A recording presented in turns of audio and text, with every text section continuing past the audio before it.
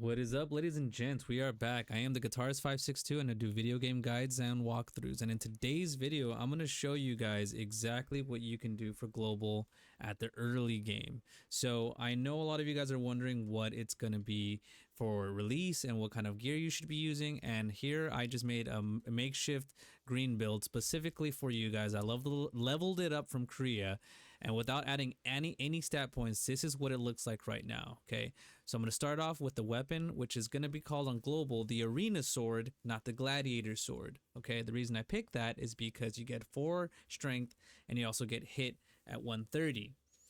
Before we go forward, these are the stats that I have currently. I haven't added any stat points yet, so my hit is 639. You know, if I switch to my other weapon, 626, and my melee evasion goes back and forth from 880 to 920. All right, with that said, let's go back to the second weapon, which is going to be the Charger Broadsword, which is going to be another strength 4 and stun chance 162, and it rolls, you know, decent traits. So now the next setup is going to be the armor. The armor is, the weapon itself on global is going to be called the Charger Broadsword or the Legionary Greatsword if you don't care for stats and just want the 900 HP. Personally, the stats are kind of huge, so I'm going to skimp out on the Legionary and go straight for the Broadsword for global. The helmet is called the layered helmet or the blackened plate helmet. Those are the 2 choices I figured were great. You have hit 52 here and melee evasion 86. It's really good for PvP. The next one's going to be the combat soldier's cloak, because you want your hit to be very good, because otherwise early game a lot of people are going to be able to stack evasion and most players are not going to be able to stack too much hit early game. So that's why it's going to be very good to have a decent amount of evasion, at least close to 1,000 early game, because most people won't be able to do that stuff. So moving on to the next piece, I picked the Overwatch's resistance armor, but in global it's gonna be called, I'm sorry, I forgot, let me go backwards. This cloak is gonna be called the Cloak of Accuracy, okay, on global. So ignore the names, this is in Korea. I have most of my materials here so I can, you know, go backtrack and show you guys. The chest plate is gonna be called the Reinforced Buckskin Jerkin. It has strength 2 and hit 55. The gloves are going to be the Shock Troopers plate gloves. There was a bunch of different gloves. I wasn't sure which one to go for, but this is the only one that gave you stats, and it also gave you a hit stat. Completely useless stat, honestly, because of the fact that at +6, you know, I might swap this out for something else, but I didn't see any decent stats that gave you hit and also a bonus stat. So why I figured why not. So I might have to go back and replace this. But this one right here, we have strength 2, melee evasion 90. The boots are going to be perception 2 and melee evasion 130. So I'm going for stats early game that have double stats. It's not just one, because although having hit like this is nice, there's some that, you know, overshadow the others. Like having the stat, you know, +2 and plus another bonus stat, that's kind of big, especially for PvP. The reason I kind of opted out for this one is because at a certain point, for example, like you go up with your stat points, after like 30, you see it starts costing more, and I don't think I need to stack any more strength. I can push this up to like 40 as long as I still got more points to work with. Okay, and right here, let's see how high I can go with perception. I got up to 30 just fine. If I really wanted to, I can go even further, but 30 is just fine. So now I have 18 stats left to work with. So we're just gonna leave that here for now. Let's go ahead and look at the accessories. Let's see, these pants are called on global the ornate battle leggings. The gloves are called the ironclad plate gauntlets. These boots are called the attendant shoes on global. The necklace is going to be called the Necklace of Clarity. I picked this for the melee evasion and mana regen. You're going to be running low on mana, especially throughout the campaign from 1 through 50. And, you know, you want to make one build so you can just focus on a bunch of different things. And, you know, you'll do fine in PvE, honestly. Like, PvP can go really easy in PvE. PvE cannot go as easily into PvP. The Crude Conquest bracelet, because you get melee evasion and melee endurance, and it also has max HP. This bracelet's called the Bracelet of Conquest. So not that much different. This ring is called the Ring of Robustness and the Ring of Precision. I picked this one for the HP and the mana. As you can see at +6, you get 370 bonus. Crude Windband, which is actually called I think the Ring of Precision or whatever. Hit 50, melee evasion 110. I rolled skill damage boost on it. That's pretty good. And the Crude Vigor Belt, which is called the Belt of Vigor on global.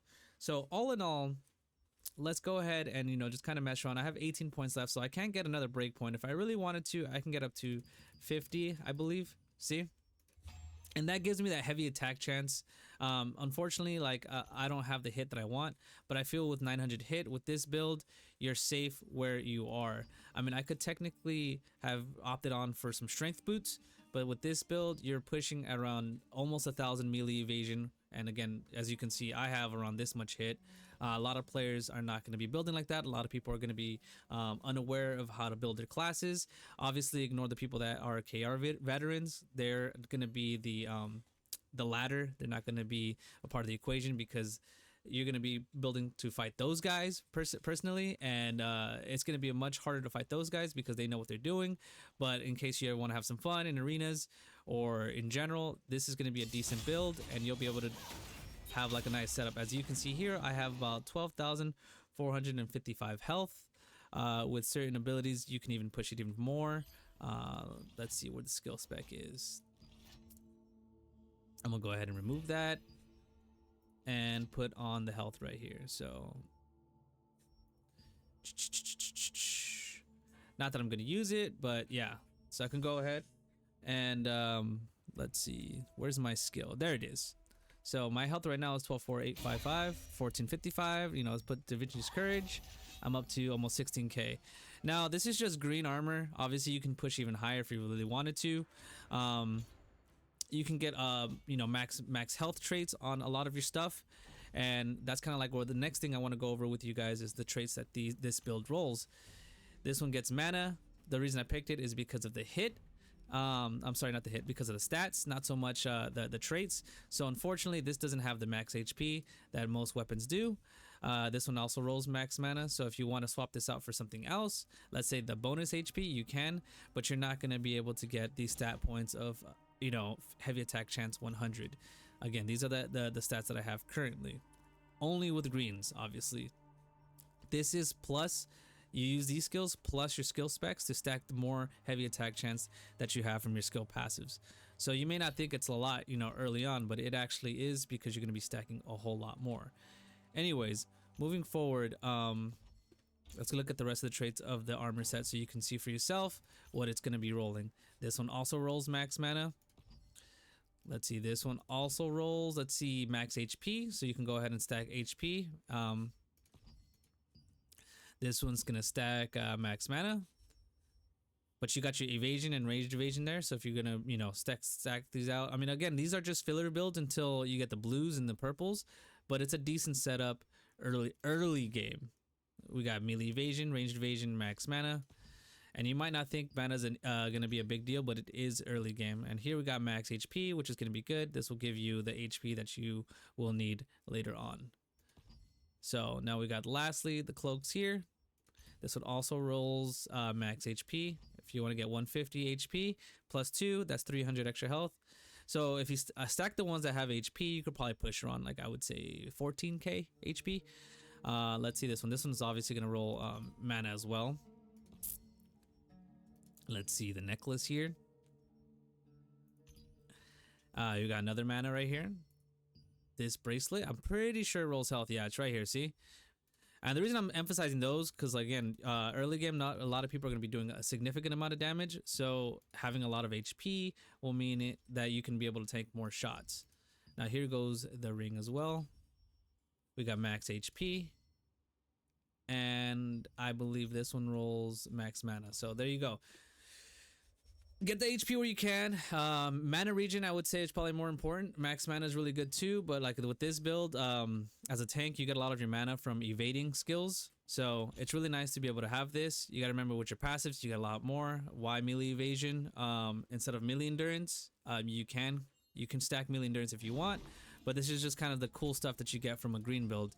You don't have to copy this build, but this is just my recommendation until you get to your blues, because you're gonna quickly get to 50, and sure enough, you're gonna actually swap out a lot of your armor pieces for blues, especially if you're from You played in Korea, you already know exactly what you're going into. So this whole conversation is almost non-existent. This is for players that are slow and new to the game and don't want to make the transition. And my final advice is do not transition to blue until you can fully trade it up. What I mean by that is this one, it's easy to fully trade because you just need one extra armor piece.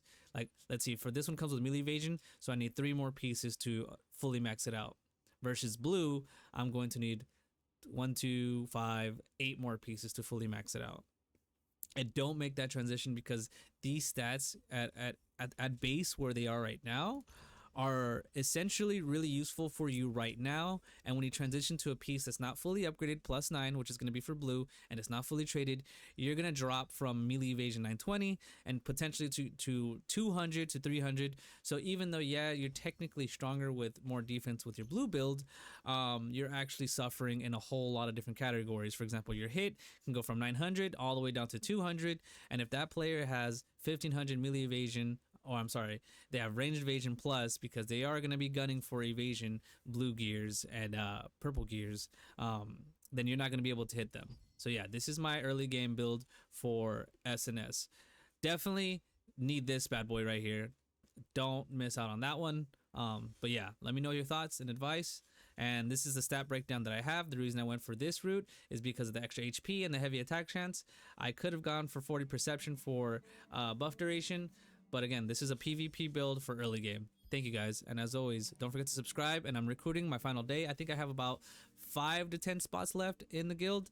But I'm going to be going in my voice channel on Discord an hour before the event to collect everybody and make sure that we all pick the same server. And otherwise, you're going to be left out. I am going to be playing on East, mainly because West Coast is not as populated as East Coast. I loved West Coast. I gave it a chance in one of the betas, but it's just not for me. Maybe in the future. Maybe when I'll make an account on Global October 1st. But thank you guys, and as always, guys, stay blessed.